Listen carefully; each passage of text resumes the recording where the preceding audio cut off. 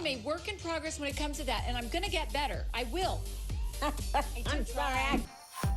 Real Housewives of Beverly Hills reunion part 1 is over, and we are getting a sneak peek preview of what we can expect next week. What's up, everybody? I'm your host, Blakely McHugh, and welcome back to another shared news update. Before we get into the trailer for part 2, make sure you hit the subscribe button and ring that bell so you never miss any of our future videos. Part 1 of the Real Housewives of Beverly Hills reunion is over, and boy, are we just getting started. We have got 2 more parts to go, which means 2 more weeks of the reunion, and we're breaking down the sneak peek preview for next week's episode. I am a work in progress when it comes to that, and I'm gonna get better. I will.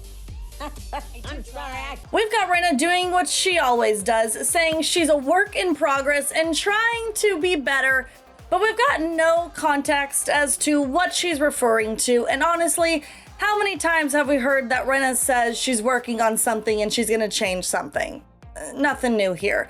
Then it looks like we're talking about an incident in Aspen, not that incident that you're probably thinking of, where Erica and Diana called Sutton the C word. Which is the harsher word, C word or evil? The C word. Really? Oh, okay. Oh.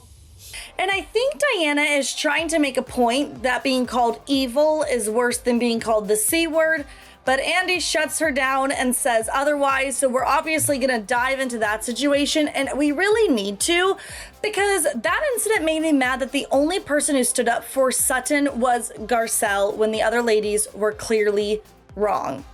Now, apparently things have not been put to rest between Crystal and Kyle, because they go at it once again, yelling at each other, with Kyle calling Crystal a liar and Crystal sticking to her guns, saying she's living in her truth. You don't understand anything, Kyle. They weren't telling the truth.